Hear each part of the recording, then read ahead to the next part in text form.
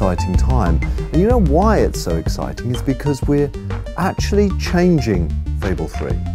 We're moving more towards the action-adventure and we're diminishing a little bit the RPG. We still love RPGs, we still adore RPGs, but we also love the drama and the excitement that action-adventure games bring.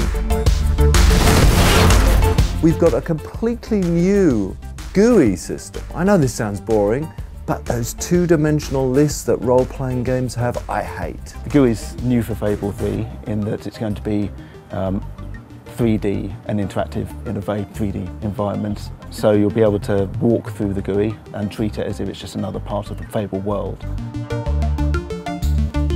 Here's a level that's had a little bit of polish put into it with nice buildings which pop up to show you that you can have a little look at them.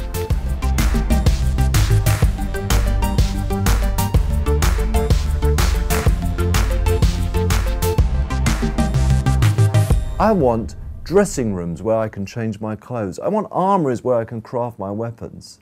I want war rooms where I can strategize. You'll be able to walk into, for example, a clothing room. You'll see statues dressed up with all the clothing that you've collected, so you can see at a glance whether you think the trousers all look good on you, that kind of thing. And you can see here we've got some outfits that we've collected during our time in the game. You'll be able to scroll through your different outfits to see what you've collected. And then just in real time I can just have a quick run around, see if I like it. One of the things about Fable is the humour. You know, people have said, oh, it's a British humour, it's a bit like Monty Python. So we were inspired by that, and so we went out there and we got the most iconic Monty Python character ever. John Cleese is one of the major players in Fable 3. Okay. Now I've got some strange man in here who's moving around. I played Jasper, who is the butler at the Royal Palace, and he was originally butler to the king who's gone all wrong, the naughty one. And now he is the great and faithful and loyal attendant on the young fellow who's going to become the hero, or the young girl who's going to become the heroine.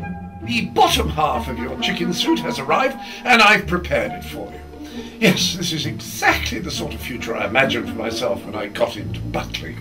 He's a little formal because he's an old-fashioned British-style butler, but the warmth and the emotional identification with the hero or heroine is very strong. Ah, a new mask! You'd be completely anonymous wearing this on your face. Wear it anywhere else on your person, I expect you would achieve exactly the opposite effect. Your butler will be very unique to you. He's recording more lines than almost anyone else in the cast because of that. After that, you are to continue your combat training with Sir Walter. You start Fable 3, it's kind of like you started Fable 1 and Fable 2. You start fairly powerless, and what you've got to do is you've got to bring together followers to overthrow this tyrant king. On your journey to overthrowing that king, you're going to make people promises. And I love the relevance to today, because what you'll find is the promises you make are going to have to be fulfilled. But just like presidents and prime ministers in today's world, it's so hard to keep those promises. The trouble with most leaders is that ultimately they just want to be in charge. And they may cover it up under the feeling that they want to do good or make these changes, but basically they just like being top dog. And then about halfway through the game, you become king or queen. You rule Albion. It's that feeling of power, of dominance. You know, we've all asked ourselves this question, well, if I was in control, I would change this. Well, now with Fable 3, you have that choice. As I play through Fable, sure enough, the experience is what the Fable fans will love, absolutely. But also, there's an element of uniqueness here, which I feel lots more people enjoy.